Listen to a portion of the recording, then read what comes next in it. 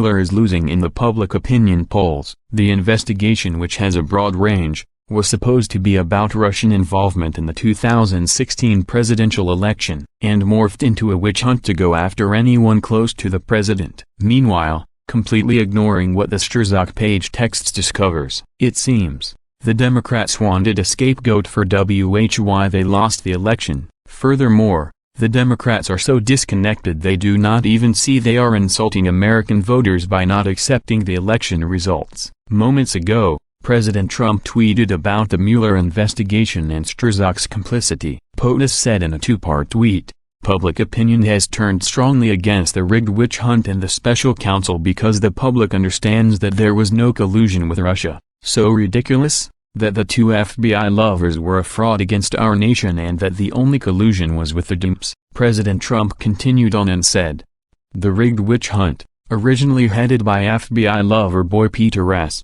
for 1 year, and now, 13 angry Democrats, should look into the missing DNC server, crooked Hillary's illegally deleted emails, the Pakistani fraudster, Uranium One, Podesta and so much more. It's a Democrat con job." In early May, The Hill reports on a CBS poll. The poll, which comes nearly a year after Mueller's investigation began, found that 53% of people think there are political motives to the investigation. Then on June 11, Rasmussen reports, Special Counsel Robert Mueller has spent $17 million so far investigating allegations of Russian collusion in the 2016 election, but nearly half of voters don't think his probe is worth the money, and few believe the outcome will benefit the United States. Furthermore, the Rasmussen Report's National Telephone and Online Survey finds that only 37% of likely U.S. voters believe, regardless of its outcome,